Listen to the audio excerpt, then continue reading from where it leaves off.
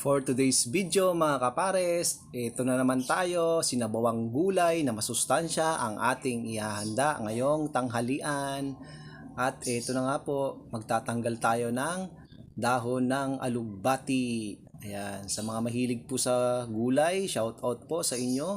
At isusunod na rin po natin yung saluyot na talaga namang masustansya. At syempre, konting pasilip lang po sa ating paghahanda sa ating pagluluto ng mga gulay dahil medyo mahaba po ang pagluluto nito dahil sa pagbabalat, pagtatanggal, para naman makita niyo po na hindi lang tayo nagmamagic at puro kain, may luto din tayo. Kahit medyo matrabaho, sige lang, tiyaga lang tayo mga kapares para sa ating pag-e-enjoy na pagluluto. At ito po, naghihiwa na po tayo ng talong. Siyempre, kanya-kanya po tayo ng klase ng hiwa kung anong gusto nyo. Ayan. At siyempre, sunod na natin din yung kalabasa. Ayan. At siyempre, meron din tayo dyan yung paborito kong patola. Ayan. Kanya-kanya po tayong hiwa kung anong gusto natin. May pahaba, may pabilog. Basta, kayo na po. Importante, marami tayong gulay na kakainin ngayon. Pampaalis ng mga bad cholesterol. At ito po, yung kalabasa. Isa pa yan sa masarap din ihalo sa gulay. Yan, shoutout po sa lahat po ng aming mga followers at mga subscribers po namin sa YouTube channel. Yung mga nagsishare po ng aming video, maraming salamat po. At shoutout po sa lahat po ng aming mga kaibigan dyan at mga katrabaho. Shoutout po. At ito na po, ihiwain lang natin yung luya. Ito yung gagamitin nating pang aroma, pati na rin yung sibuyas. At sisimulan na po natin ang pagluluto. Ganito lang po yung kadali. Siyempre sa tubig na mainit, ilalagay na rin po natin dyan yung ating luya at sibuyas, pati na rin yung tanglad. At pagkatapos kumulo, ilalagay na rin natin yung kalabasa. Yan. Palambutin lang natin ng 1 minuto. At pagkatapos, isusunod na rin natin yung sitaw. Yan.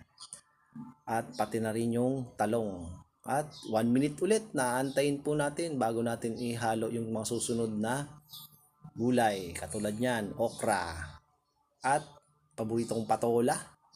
Yan, tatakpan po natin yan at maglalagay po tayo muna ng patis. Ayan. Handa lang po natin at pakukuluin ulit natin. Pagkatapos ng 1 minuto, ito na siya. Ilalagay na po natin yung saluyot. Ayan. At susunod natin yung alugbati. Sinama natin ng 1 pirasong sili na pulot lang natin dyan sa tabi-tabi. Ayan. At pagkatapos kumulo, ayan, konting halo-halo na at sigurado masarap na naman ang sabaw natin nito. Siyempre may partner tong pritong isda. Maganda yun.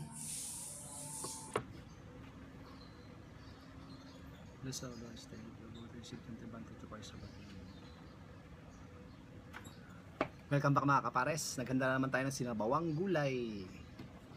Kumuha na po kayo ng mga kain nyo po at sabay-sabay na tayo. At meron tayong bangus. Pritong bangus galing kay tita. Dalawa naman to, malaki. Kay Baby Labs itong isang malaki. At ito sa atin. Ayun po. Bago tayo pumasok ng trabaho. Sarap. Kain tayo. Gulay.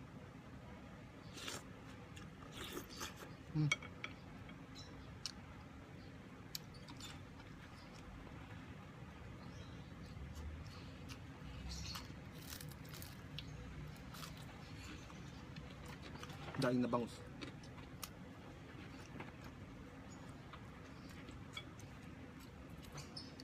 Gulay-gulay tayo.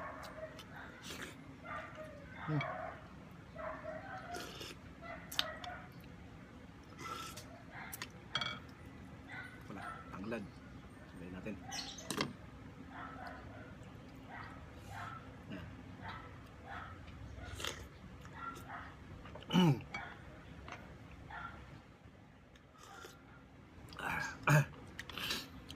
Ayan po.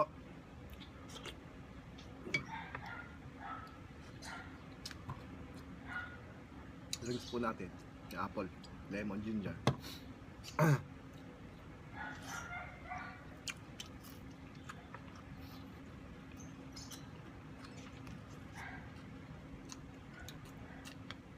Sa mga mahilig sa gulay din dyan, tayo sinabawan tayo. Ayan, saluyot.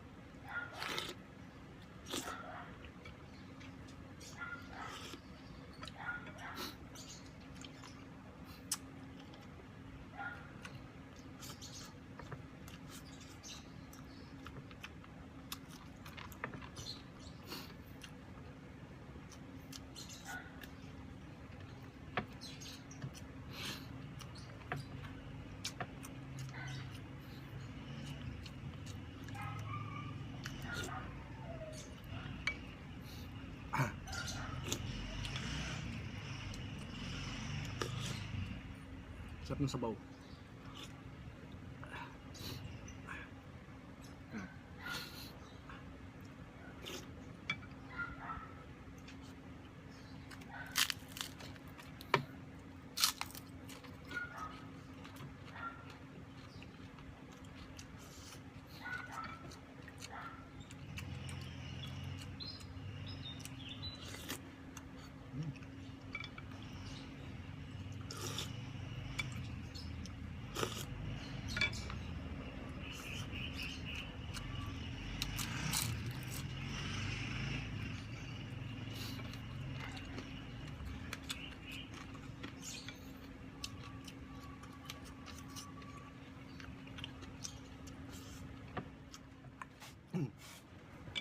Panalo talaga to.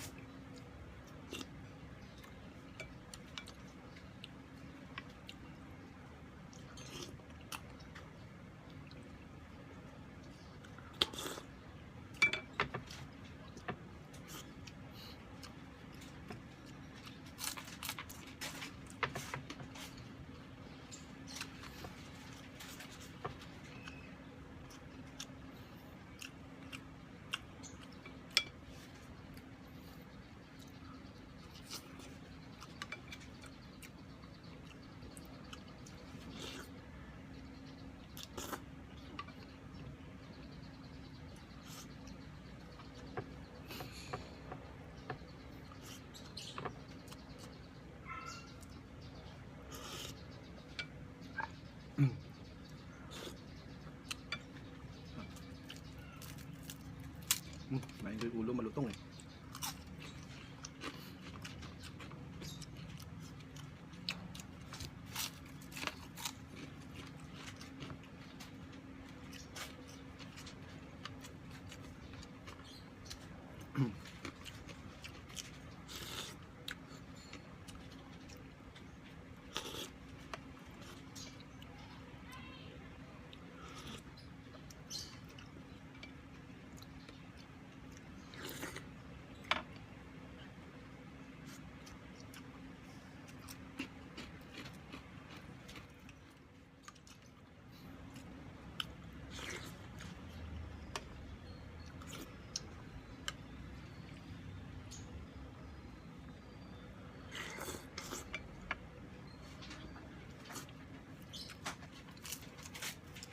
Sarap. Taba.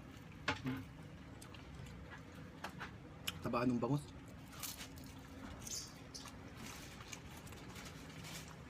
Meron pang extra.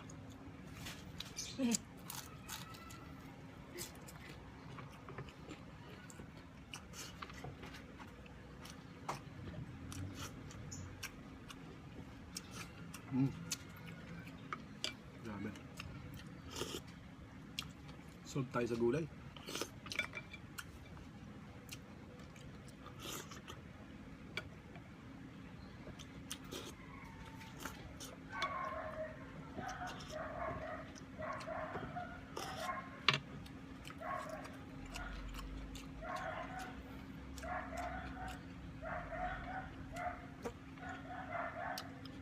Salamat po mga kapares, sana nabusog ko rin po kayo sa aking hinanda, at sa mga gustong kumain po ng gulay, magluto rin po kayo. Salamat po sa lahat po ng followers namin sa Facebook page, sa YouTube channel, at mga silent viewers, at yung mga nag-share po ng aming mga video. Maraming salamat po. Malaking tulong.